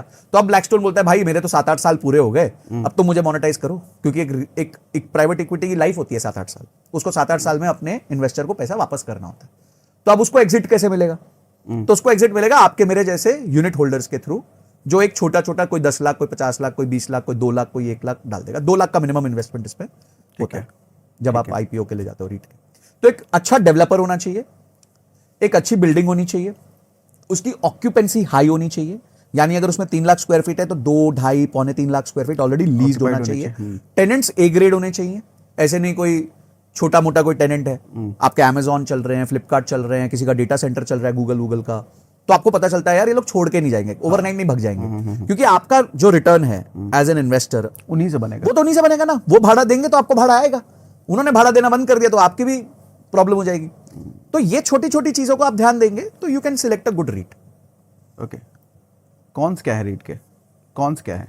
देखिए कॉन्स ये रीट के कि ये हाइपर ग्रोथ एसेट नहीं है। ओके, ठीक है, आप ये समझोगे कि मुझे इससे सालाना 25-30% का रिटर्न बन जाएगा, तो वो नहीं बनेगा। जैसे ये स्टॉक में हो सकता है, जैसे वो स्टॉक इधर में नहीं पॉसिबिलिटी, हो- वो इधर इनमें नहीं पॉसिबिलिटी नहीं है, क्योंकि ये फिक्स्ड एसेट है ना, हाँ, फिक्स्ड एसेट है, ग्रो नहीं कर सकते। ये ग्रो सिर्फ इतना कर सकते हैं कि 5 साल पहले भाड़ा 100 रुपए स्क्वायर फीट था, आज भाड़ा 120 रुपए स्क्वायर फीट, यही ग्रोथ है। 3 लाख स्क्वायर फीट अचानक से 6 लाख स्क्वायर फीट नहीं हो जाएगा। पर रिलायंस उसी पैसे से एक सोलर का प्लांट भी खोल सकता है, एक रिफाइनरी और खोल सकता है, और कुछ नया बिजनेस कर सकता है, रिटेल में 10,000 दुकानें और खोल सकता है। तो रिलायंस में वो अल्ट्रा ग्रोथ कैपेबिलिटी, क्योंकि वो कंपनी चला रहा है। तो जो रिटर्न्स आपको एक स्टॉक में मिल सकते हैं वो आपको एक रीट में नहीं मिल सकते। तो रीट एक सेफ एसेट है, रीजनेबली सेफ एसेट है। मैं देखो सेफ्टी तो 100% किसी चीज में नहीं होती। जैसे ही आपने एफडी छोड़ी तो सेफ्टी खत्म होने लग जाती है, हाँ, ठीक सिंपल है, सी बात है। सही बात है। आपको सेफ चाहिए तो एफडी करो। लेकिन ये है कि किसी स्टॉक में फ्लक्चुएशंस ज्यादा आपको देखने को मिल सकते हैं। हाँ। रीट में शायद रीच फ्लक्चुएशन में नहीं हाँ कम होती हैं, क्योंकि एक कंसिस्टेंट कैश फ्लो होता है, कंसिस्टेंट ग्रोथ होती है। तो ये मतलब आप समझ लो कि एक मतलब बस बेटर वर्जन ऑफ एफडी है, better version better version of FD है, सेफ है, लिक्विड है। आपको एग्जिट लेना तो आप हाथों हाथ ले सकते हो। अगर कुछ ऊपर नीचे हो गया तो एक 10-15% का 5% का लॉस लेके बाहर भाग सकते हो। ये प्राइवेट इक्विटी की तरह नहीं है, किसी कंपनी के शेयर्स पकड़ लिए और वो डूब गई तो अब आप कुछ कर ही नहीं सकते, ठंडन गोपाल हो गए, बेच ही नहीं सकते। ठीक है, तो वैसा नहीं है, रिस्क कम है। और इसके अलावा क्या इन्वेस्टमेंट ऑप्शन देखते हो आप? इसके अलावा मुझे ऐसा लगता है कि डायरेक्ट रियल एस्टेट में भी लोग पैसा डाल सकते हैं। जैसे मैंने आपको ये बताया कि सेल एंड लीज बैक होती है, जैसे होटल वाला आपने बताया, जैसे वो होटल वाला मैंने बताया, लेकिन वो रेगुलेटेड नहीं है। वो रेगुलेटेड नहीं है, उसमें बिल्डर का फिर बहुत सारी चीजें चेक करनी है आपको। तो वैसे ही जैसे आपने यहाँ पे कोई जगह ले ली, एक बिल्डिंग में जगह ले ली, वो भी एक असेट बन जाता है आपका। लेकिन फिर वो पैसा चाहिए उसके लिए पैसा हाई चाहिए आपको, मिनिमम 50 लाख, 60 लाख, 70 लाख रुपए चाहिए। तो ब्रॉडली हमने जो असेट क्लासेस देखी जितनी भी, वो सारी वही हैं जिसमें आप छोटे पैसे से, आप एक 10,000 रुपए से भी पैसा बनाना चालू कर सकते हो। और अगर 10,000 से आपको साल का 3,000 रुपए, सॉरी 2,000 रुपए बनता है या 1,500 रुपए बनता है, तो 1,500 रुपए यानी महीने का 150 रुपए होता है, तो 150 रुपए मतलब सारे दिन की चाय तो फ्री हुई। पैसिव इनकम हुआ। हाँ, वो पैसे हुआ। तो कुछ कमाई के भी ऑप्शंस बताओ, इन्वेस्टमेंट के ऑप्शन तो हमने बात कर ली बहुत। देखिए, कमाई दो तरीके से होती है, एक होती है ह्यूमन कैपिटल से, एक होती है फाइनेंशियल कैपिटल से। ठीक है। ह्यूमन कैपिटल मतलब आपकी इंटेलिजेंस, आपकी कैपेबिलिटीज, आप क्या कर सकते हो, वो उससे कमाई आपकी हो सकती है। उसमें दो तरीके की कमाई होती है ह्यूमन के अंदर, एक होती है सिमेट्रिक कमाई, एक होती है एसिमेट्रिक कमाई। मैं इसको ड्रिल डाउन करूंगा। सिमेट्रिक कमाई होती है जितना काम करोगे उतना पैसा आएगा, नौकरी, सिंपल, ठीक है। आपने 10 घंटे दोगे तो 10 घंटे के हिसाब से आपको पैसा आएगा। एसिमेट्रिक होती है कि ऐसा कुछ कर दो कि वो 10 घंटे पहले शुरू में मेहनत 20 घंटे की लग जाए, 30 घंटे की लग जाए, पर जिंदगी भर पैसा है, या फिर एक लंबे समय तक पैसा, जिंदगी भर नहीं बोलूंगा, लंबे समय तक पैसा है। तो फॉर एग्जाम्पल, आप एक यूट्यूबर हैं, आप एक वीडियो बनाते हैं, उसमें आपकी बहुत रिसर्च जाती है, आप मेहनत करते हैं, स्टडी करते हैं, समझते हैं, 4 बार शूट करते होंगे, कटता होगा, एडिटर लगाता होगा, तो ये सारी मेहनत आपने करी जिसमें आपको अभी कोई रिजल्ट का पता नहीं है, एक्सपेक्टेशन नहीं। आप उसको पोस्ट करते हैं, लोग लाइक करते हैं, पसंद करते हैं, फिर आपको वो हर महीने कुछ ना कुछ देके जाती है। शुरू में ज्यादा देके जाती है, बाद में लोग कम देखते हैं तो कम देके जाती है, पर कुछ ना कुछ हर महीने आपको एक अमाउंट उसमें से आ रहा है। तो ये होता है एसिमेट्रिक रिटर्न।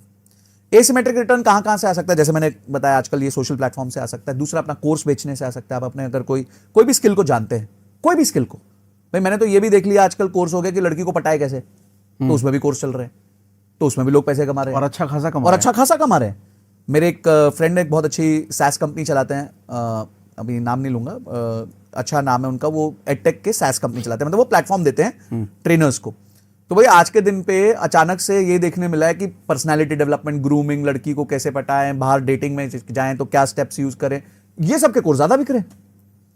तो आप बोलोगे पुराने जमाने में जिन चीजों को हमारे पेरेंट्स में करना वो होता था, वो सिखाया जा रहा है, वो आज सिखा के पैसा कमाया जा रहा है। It is that's become monetised. तो हमारे माइंड का जो बैरियर है कि यार ये तो बिकेगा नहीं, आज कुछ भी बिकता है। सही पैकेजिंग होगी, सही प्रोडक्ट को ठीक से रखा जाएगा तो बिक जाता है। यू हैव टू एंश्योर कि सामने वाले का फायदा हो। भाई लड़का एक्चुअली चाहता है किसी लड़की को पटाना, तो सिखा दो, उसको सिखा दो, और वो सीख के अगर पटा लेगा तो खुशी होएगा। ठीक है, बाद की बात में देखेंगे, पर उस समय तो उसको दिख गया रिजल्ट। राइट। तो माय पॉइंट इज कि ये एसिमेट्रिक रिटर्न्स होते हैं। तो एसिमेट्रिक रिटर्न्स जो होते हैं उसमें इनिशियल मेहनत ज्यादा है, बाद में मेहनत कम है, और रेगुलर कैश फ्लो की उम्मीद है। ये हो गया ह्यूमन कैपिटल से। तो उसमें आपको खुद की स्किल पे वर्क करना होता है। खुद पे आप जितना ज्यादा वर्क करोगे उतना अच्छा है। मैं एक बच्चे को जानता हूं, वो 16 साल का है।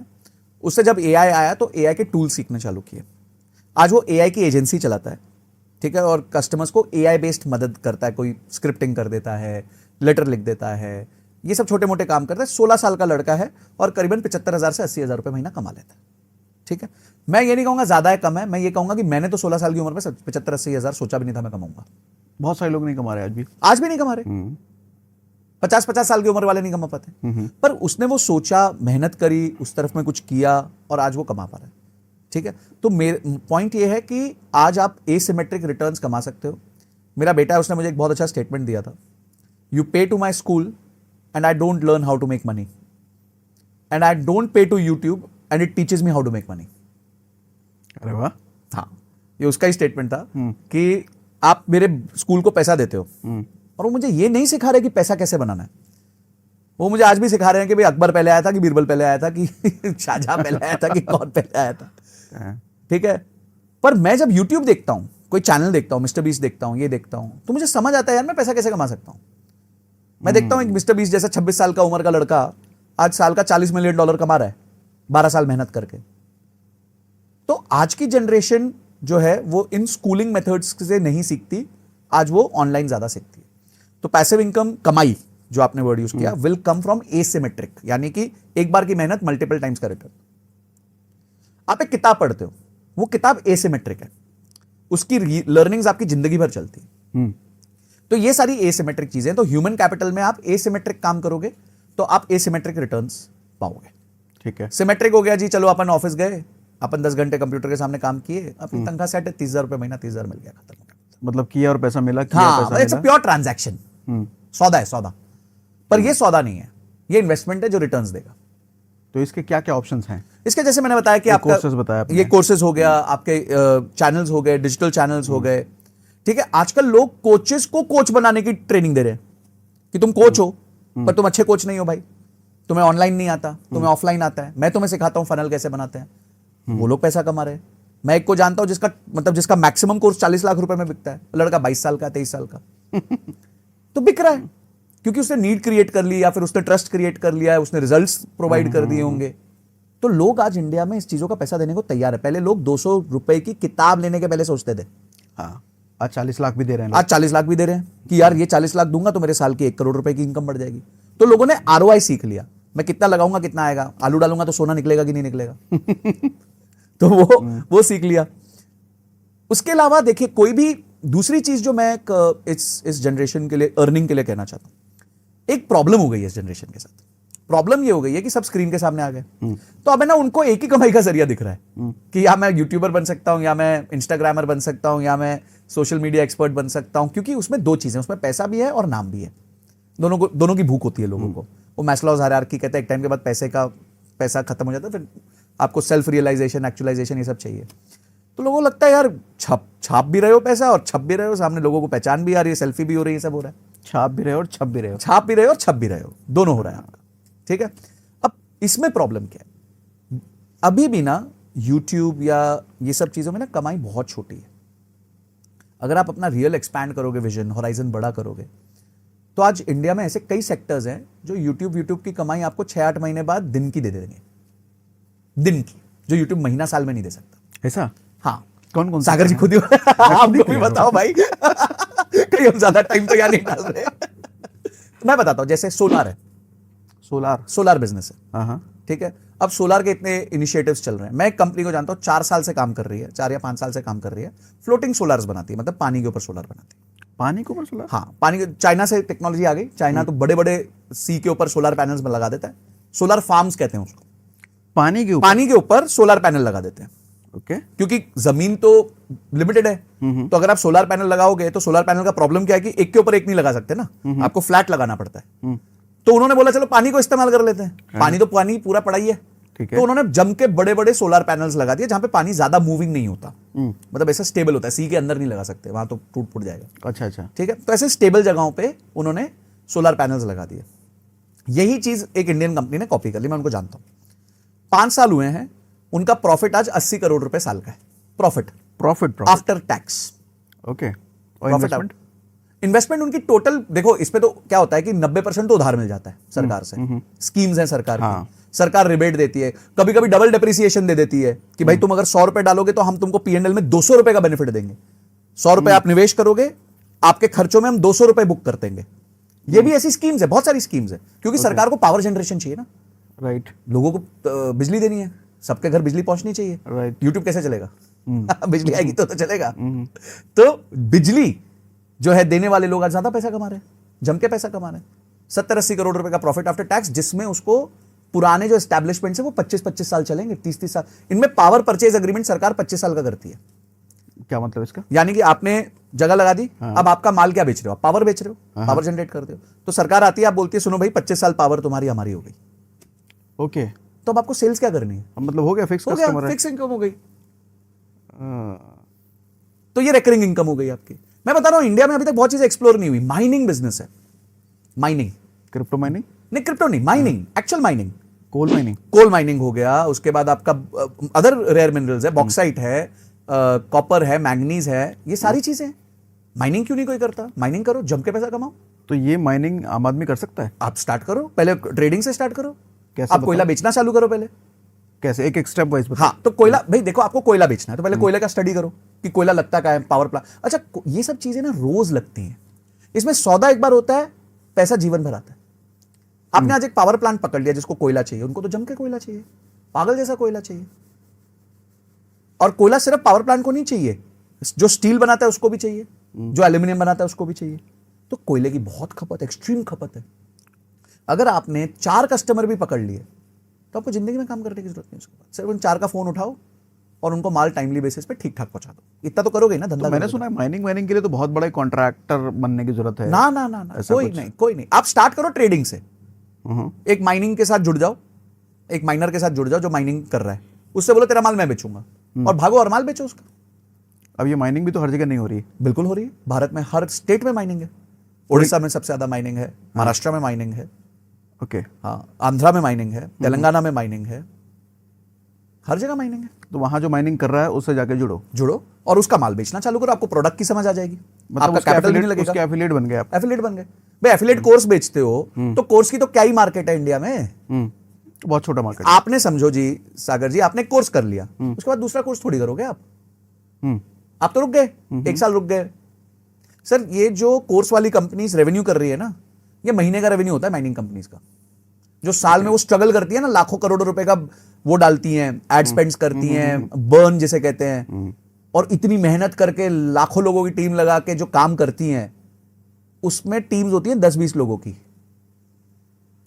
सिर्फ। जो ठीक है, प्रोडक्शन साइड की टीम अलग होगी जो खोद रही है, पर माल बेचने का, अकाउंटिंग का एक छोटा सा ऑफिस होता है, आपको दिखेगा, पता चलेगा, पता भी नहीं चलेगा ऑफिस है, ओके। और उतने में साल का 10,000 करोड़ का काम हो रहा होगा। ओके। तो क्या हो गया है कि ऑडियंस जो है ना स्टक हो गई, बोले यार अपने को तो यूट्यूबर बनना है, या अपने को इंस्टाग्रामर बनना है, या अपने को ये बनना है। अरे असली पैसा वहां है, यहां दिखावा, यहां आपको शो है, यहां सोशल कैपिटल है, आपका नाम बन रहा है। आज आप देखते हो अनिल अग्रवाल जी, वेदांता के मालिक, he is become an influencer today. आप देखो उनका लिंक्डइन देख लो, आप इंस्टाग्राम देख लो, बहुत अच्छे अच्छे रील्स डालते हैं, अपनी स्टोरीज डालते हैं, धीरू भाई के साथ कैसे उन्होंने काम किया वो बताते हैं, अपनी अच्छी स्टोरीज डालते हैं। पर आपको पता है उनका एम्पायर $25 बिलियन का है। तो ठीक है, आप $25 बिलियन का एम्पायर करो, उसके बाद कुछ भी करो यार। इन्फ्लुएंसर वो पैसे कमाने के लिए नहीं बने। हाँ, वो थोड़ी यूट्यूब से रोज देख रहे हैं कि मेरी अर्निंग कितनी हो रही है आज।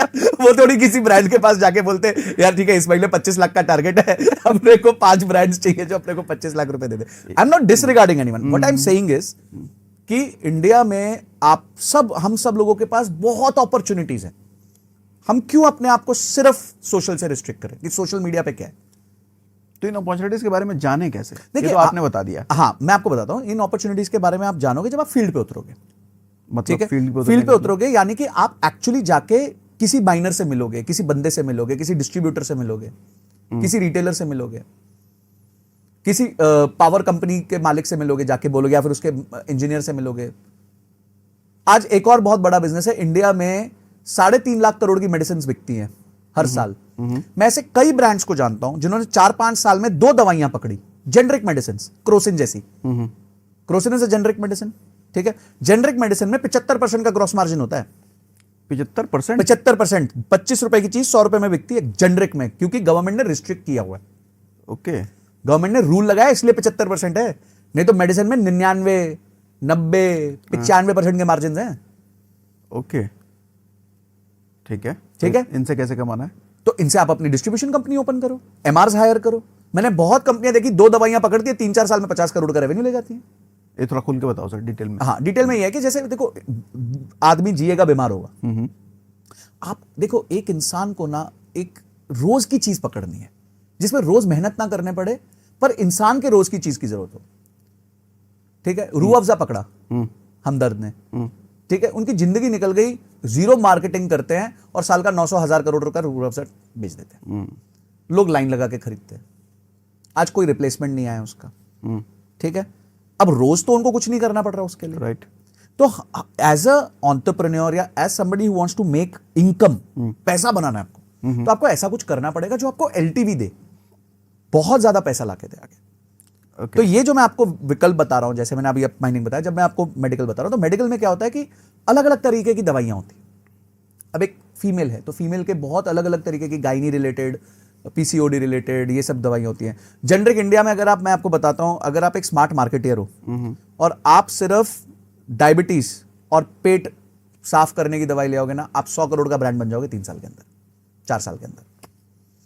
अगर आप मार्केटियर अच्छे हो, उसकी पैकेजिंग करके, ये सब करके, उसको हर जगह पहुंचवा के, जो इसको मार्केटिंग डिस्ट्रीब्यूशन आ गया ना, वो सिर्फ डायबिटीज की दवाई और पेट साफ रखने की सुबह की दवाई, उतने में ही वो 100 करोड़ रुपए का टर्नओवर ले जाएगा 3 से 4 साल के अंदर। क्योंकि आपने केश किंग के बारे में सुना होगा? केश किंग, बाल वाला? हाँ, बाल वाला। हाँ। तो केश किंग के जूही चावला करती थी। हाँ, तो उनके जो मालिक है सूरज जुनेजा, शायद उनके जो ओनर है, उन्होंने 2000 रुपए में वो कंपनी स्टार्ट की थी, ओके, ठीक है। एक ही प्रोडक्ट था, केश किंग, और कोई प्रोडक्ट ही नहीं था उनके पास। ठीक है। उन्होंने 4 साल उस प्रोडक्ट को जम के मार्केट किया, सेल किया, ठीक है, अच्छा प्रोडक्ट बनाया, हर जगह पहुंचे। चौथे साल में उनका टर्नओवर था 350 करोड़, ठीक है, 350 करोड़ था उनका चौथे साल का टर्न, चौथा या पांचवा साल का टर्नओवर 350 करोड़ था। उसके बाद जाके उन्होंने वो कंपनी इमामी को 1700 करोड़ में बेच दी। बताओ, इमामी ने 1700 करोड़ देके तेल खरीदा तेल नहीं, डिस्ट्रीब्यूशन खरीदा, ब्रांड खरीदा कि वो रोज बिक रहा है, खरीदा तो तेल ही। अब उन्होंने उसके बाद क्या किया, डॉक्टर ऑर्थो खोला, पेट सफा खोल दिया, ओके, ठीक है, ये उन्होंने ही खेला, जिन्होंने बेचा, जिन्होंने बेचा। उसके बाद ये सारे ब्रांड्स ओपन कर दिए। आज एक एक ब्रांड अपने आप में 5-5 हजार करोड़ का ब्रांड है। डॉक्टर ऑर्थो आप जानते हो कौन कौन उनकी एडवर्टाइजमेंट करता है? अक्षय कुमार एडवर्टाइजमेंट करता है, अजय देवगन करता है, अजय देवगन जी करते हैं। तो पॉइंट ये है कि इंडिया में ना, हम लोग क्या है, India is a country of average people. तो आपको ना बहुत इंटेलिजेंट बनने की जरूरत ही नहीं है। मैं इतने कोयले के व्यापारियों को जानता हूं, आप देखोगे, आप पहचान नहीं पाओगे, साल का 250-300 करोड़ रुपए कमाते हैं कोयला का ऊपर नीचे करके, सिर्फ कोयला बेच रहे हैं। इस पावर प्लांट को भेज दे, इसको भेज दे, इसको भेज दे, इसको। हाँ, वो उनमें ताकत क्या है, ग्राउंड लेवल के प्रॉब्लम्स को वो सॉल्व करते हैं, सबको साथ लेके चलते हैं, संगठित लेके चलते हैं, चाहे वो लोकल जनता हो, लोकल पॉलिटिशियंस हो, कुछ भी हो, मतलब जो इकोसिस्टम होता है इन सब चीजों का, उसको, पर उसका आउटकम तो देखो ना, 200 करोड़ 250 करोड़ साल का बनाते हैं। मतलब लोगों की प्रॉब्लम को समझने में आना चाहिए। बस मैं कह रहा हूं कि इस पॉडकास्ट को देखने वाली जनता ये ना सोचे कि मैं सिर्फ यूट्यूबर बन के ही इस जीवन में पैसा कमा सकता हूं। That is one of the options which has good social capital but low financial capital. There are businesses which can give you massive financial capital. Massive. सोच नहीं सकते आप। मैं आपको एक बात बताता हूं, अभी हम लोग, मैं एक क्लाइंट के लिए एक इवैल्यूएशन चालू है मेरा। There is something called as sponge iron. ये क्या होता है? हाँ, मैं आपको बताता हूं। जब आयरन ओर होता है, तो आयरन ओर को जब फाइनल प्रोडक्ट में कन्वर्ट करना है, सलिए में कन्वर्ट करना है, शीट में कन्वर्ट करना है, तो फर्स्ट स्टेप होता है उसको स्पॉन्ज आयरन बनाना होता है, ठीक है। तो स्पॉन्ज आयरन बनाने के लिए there is a process called DRI, ठीक है। उसको वो उसमें क्लीन लगती है, तो अभी टेक्निकल में नहीं जाते। उसका हम एक इवैल्यूएशन कर रहे हैं। वो प्लांट लगाया है, ठीक है, बैंक उसको फाइनेंस कर देगा। इनका कुल मिला के 2-3 करोड़ रुपए का कैपिटल लगेगा। अच्छे बड़े लोग, जेब से 2-3 करोड़ रुपए लगेगा, बाकी सब इकट्ठा हो जाएगा, कोई बैंक दे देगा, कोई सप्लायर क्रेडिट दे देगा, वो सब पूरा मैनेज हो जाएगा, ठीक है। उसका महीने का प्रॉफिट आफ्टर टैक्स 4 करोड़ रुपए, ओके, पहले दिन से लगी लगाई चीज है। ये इंपॉर्टेंट है। मैं क्या कह रहा हूं कि ये अपॉर्चुनिटीज लोगों को अवेल करनी है, और वो कैसे करनी है, घर बैठ के कोई नहीं आएगा। आप जाओ, उतरो, उस सेगमेंट को समझो। भाई आज अगर आप सरिये के ट्रेडर बन जाओ, आपको पता है, मैं आपको बताता हूं, आड़ती होते हैं, आड़ती आपको पता है, वो जो चावल, गेहूं, धान का काम करते हैं। छोटा सा 8x6 का गल्ला होगा, 5000 करोड़ का टर्नओवर होगा, और 1% मार्जिन होगा। 5000 करोड़ का 1% 50 करोड़ होता है। अपन रोते रहते मार्जिन ज्यादा चाहिए। अबे वो खेल गया 5000 करोड़ का गेम और 50 करोड़ लेके चला गया घर। कोई केपेक्स नहीं, कोई कुछ नहीं, 8x6 का गल्ला। सोने का बुलियन जो बेचते हैं, वो किलो के पीछे 5-7-10 हजार रुपए कमाते हैं, ठीक है। ऐसे कई बुलियन ट्रेडर्स हैं इंडिया में जो दिन का 100 किलो करते हैं 8x6 की जगह से। अच्छा, 8x6 करना क्या है, इधर से उधर तो करना है, पहले पैसा आता है फिर बुलियन जाता है। ओके, नहीं पता लोगों को ये ट्रेड, तो ये ट्रेड करो ना भाई, पैसा कमाना है ना, तो लो, ये ट्रेड्स हैं आपके पास। वंडरफुल। तो मैं क्योंकि बिजनेस कंसल्टेंट हूं, तो मैं बहुत जगह जाता रहता हूं, मिलता हूं लोगों से, बहुत मेरे क्लाइंट्स हैं ऐसे, तो मैं खुद आश्चर्यचकित होता हूं यार कि मतलब the world is so simple. हमने कॉम्प्लिकेट किया हुआ है, लोग तो सिंपल काम करके पैसा बना रहे हैं, बस लगे रहे। अब वो गोल्ड बुलियन वाला पिछले 15 साल से लगा हुआ है, पर वो दिन का 10 लाख रुपए कमा रहा है यार। दिन का 10 लाख रुपए कमा रहा है 8x6 के गल्ले से, 4 लोगों की टीम रख के। वो देख के लगे हुए नहीं कि तुम वो हाँ, मतलब आप देखिए, आप पहचान ही नहीं सकते ये बंदा दिन का 10 लाख रुपए ठोक रहा है। It's impossible. तो ये जो सब चीजें हैं ना, ये भी लोगों को देखनी चाहिए। सिर्फ यहां हम ये नहीं कह दें कि यही एक फील्ड है जहां पैसा कमा सकते हैं। इंडिया में बहुत अपॉर्चुनिटीज है पैसा कमाने की, जम के अपॉर्चुनिटी है। वंडरफुल, जम के अपॉर्चुनिटी है। अपॉर्चुनिटी ही अपॉर्चुनिटी है। अगले 10 साल 20 साल तो सिर्फ अपॉर्चुनिटी है। किसी चीज में हाथ डाल दो, कोयला भी सोना है। ऐसा क्यों कह रहे हो? 10 साल 20 साल अपॉर्चुनिटी है। देखिए, गवर्नमेंट स्टेबल हुई है, probability of this government getting repeated is very high कि वापस आ जाएगी। ग्रोथ इन्होंने दिखा दी है कि इनको करनी आती है। इनोवेटिव मेथडोलॉजीज यूज करते हैं। कैपिटल रेस करने की कैपेबिलिटी बहुत अच्छी है, इंटरनेशनल रिलेशनशिप्स मैनेज करने की कैपेबिलिटी बहुत अच्छी है, पूरा वर्ल्ड इन्वेस्ट कर रहा है। अभी पीछे FIIs ने पैसा निकाला इंडिया से, पहले इन्होंने करीबन 35-40 हज़ार करोड़ 2 महीने डाला नवंबर दिसंबर में, फिर जनवरी फरवरी में करीबन 40 हज़ार करोड़ निकाला। सबको, अगर ये 10 साल पहले का टाइम होता तो मार्केट क्रैश कर गई होती। 22,000 निफ्टी 16,000 पे आ चुका होता था। आज 22,000 का निफ्टी 22,000 पे खड़ा है। क्यों खड़ा है?